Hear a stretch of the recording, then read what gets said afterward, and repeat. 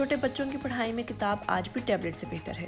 اگر آپ بہت چھوٹے بچوں کو کتاب سے آشنا کرنا چاہتے ہیں تو ٹیبلٹ کی بجائے روایتی کاغذوں والی کتاب ہی بہتر ثابت ہوتی ہے۔ اس سے ان کے ذخیرہ الفاظ بڑھتے ہیں اور بولنے کی قوت میں اضافہ ہوتا ہے۔ اس زمانے میں میشیگن میں واقع CS موڈ چلڈرن ہاسپٹل کے ماہر ٹفنی میولزر نے ایک دلچسپ سروے کیا ہے۔ تجرباتی طور پر انہوں نے 77 والدین اور ان کے بچوں کے درمیان کتاب اور ٹیبلٹ کے تعلق کا مطالعہ کیا ہے۔ اب بچوں کی عمریں 24 سے 36 ماہ تھیں۔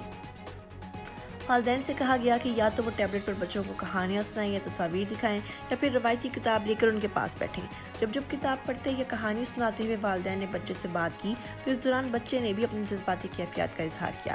اسی طرح سے بچے والدین کی گفتگو سن کر اپنی بات کرتے ہیں۔ ڈاکٹر ٹفنی کہتے ہیں کہ اس سے بچے کی لسانی اور دماغی نشوونما پر بہت اچھے اثرات مرتب ہوتے ہیں۔ اگر والدین بچوں کے ساتھ بیٹھ کر کتاب پڑھیں تو اس کے بہت سے فوائد ہیں۔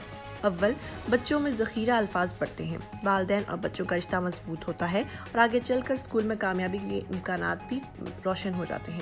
اس سے قبل نفسیات دانوں نے کہا تھا کہ چھپی ہوئی کتابیں پڑھتے وقت والدین بچے سے باتیں زیادہ کرتے ہیں، ان کا باہمی تبادلہ بہتر ہوتا ہے، جبکہ برقی یعنی کہ الیکٹرانک کتابیں پڑھنے سے یہ فائدہ نہیں ہوتا۔ اس کے علاوہ شائع شدہ کتابوں کی تصاویر ہر زاویے سے بچے کو واضح نظر آتی ہیں اور یوں وہ اسے بہتر طور پر دیکھ سکتے ہیں۔ اس بنیاد پر ماہرین نے کہا ہے کہ ٹیبلٹ اور فون ہر گھر میں عام ہیں اور والدین اسے بچوں کو پڑھانے یا کہانیاں سنانے کے لیے بھی استعمال کر رہے ہیں، لیکن روایتی کتابوں کے مقابلے میں ان کی حیثیت بہت کم رہ جاتی ہے۔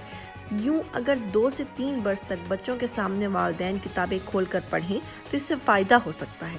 اس سے قبل لاتعداد تحقیقات سے معلوم ہوا ہے کہ 2 سے 3 سال تک کے بچوں کے سامنے تصویری کتابیں رکھ کر ان سے بات کی جائے تو ان کا ذخیرہ الفاظ بڑھتا ہے اور وہ بہت کچھ تیزی سے سیکھتے بھی ہیں۔